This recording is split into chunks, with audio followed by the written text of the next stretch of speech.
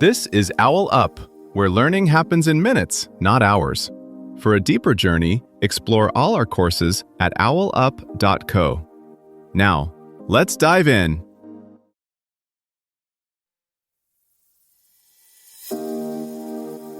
Welcome back to Chapter 2 of our series, Decoding Political Systems.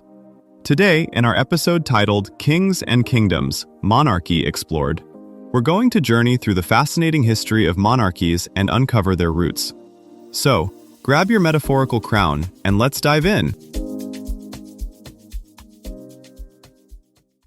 Right now, more than 40 countries still have kings, queens, or emperors, and most of them don't actually rule. A royal wedding can stop traffic, while a prime minister quietly signs the real laws. How did raw, divine right power shrink into polished ceremony yet still survive? Some monarchies still sign decrees with real consequences.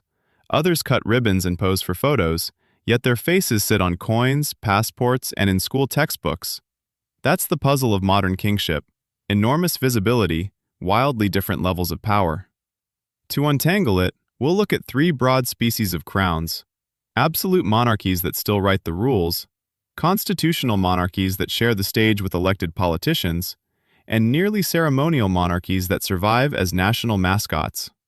Along the way, we'll meet oil-rich kings who double as CEOs, emperors whose family trees read like epic sagas, and royals whose every move is tracked like a blue-chip stock.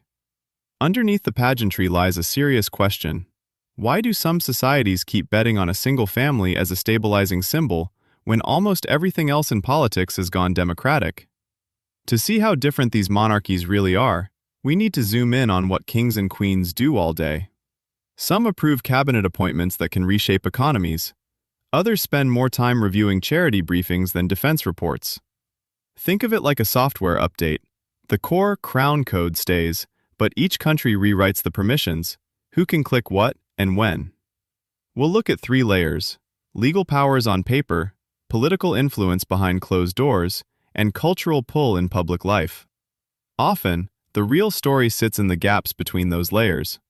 Start with the hard-edged end of the spectrum, places where a royal signature can redirect an entire economy overnight. In today's absolute systems, kings in states like Saudi Arabia or Qatar don't just approve policies, they often sit at the center of giant sovereign wealth funds, reshuffle ministers at will, and personally arbitrate between rival elites.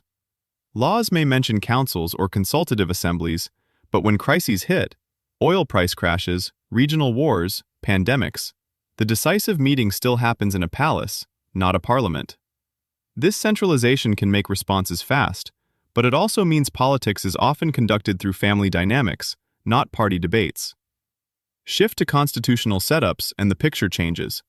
Here, monarchs work within tightly choreographed routines: weekly meetings with prime ministers, carefully neutral speeches, and quiet arbitration when coalition talks stall.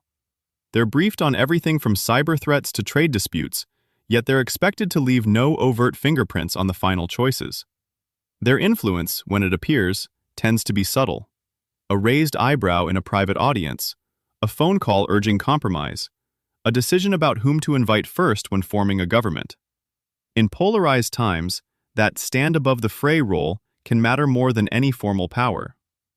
At the near-ceremonial end, daily life looks closer to permanent public relations than politics. Schedules are full of factory openings, disaster site visits, and cultural festivals. These aren't trivial.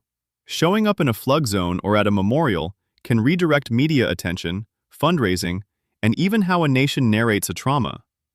The job becomes a constant negotiation over symbolism: whose languages are spoken, which regions get visited, which historical wounds are acknowledged. Across all types, money threads through the story. Some royal households draw clear lines between public funding and private wealth. Others blur them in opaque court budgets and sprawling property portfolios. Think of it like a layered financial system: personal investments, crown estates held in trust, and taxpayer-funded institutions all interlock, shaping everything from foreign investment pitches to domestic resentment. Think of monarchies as a kind of legacy software that countries keep patching instead of uninstalling. In Eswatini, for instance, the king's role extends into the choreography of social life. Traditional festivals double as mass political signals, where attendance or absence by elites is read like a vote. In Jordan or Morocco, kings sometimes launch reform drives or anti-corruption pushes that look technocratic on the surface, but quietly rebalance power among rival factions. Meanwhile, Japan's emperor embodies a different logic. His post-war role centers on carefully scripted acts of remorse and remembrance, especially around World War II, which function almost like national debugging, rituals designed to prevent old errors from repeating.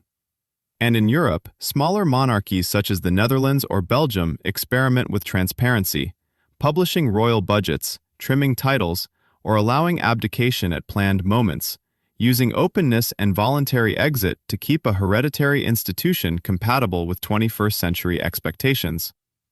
A quiet shift is underway. Future kings may be judged less on ancestry than on performance metrics, approval ratings, digital presence, crisis visits logged. Some courts already track social media sentiment the way governments track inflation. As climate shocks grow, expect royals frontlining flood zones and drought talks, turning palaces into staging hubs for NGOs.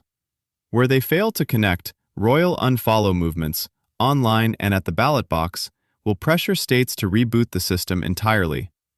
Monarchies, then, are less fossils than living beta tests. Some will crash under scandal, others quietly update their user interface through transparency, philanthropy, or digital savvy. Your challenge this week: scan one current headline about a royal family and ask, if this were an elected office, would we judge this behavior differently? This was OwlUp, your daily step forward. This series continues with more chapters on OwlUp.co. Visit OwlUp.co to access the complete course and continue your learning journey. See you there!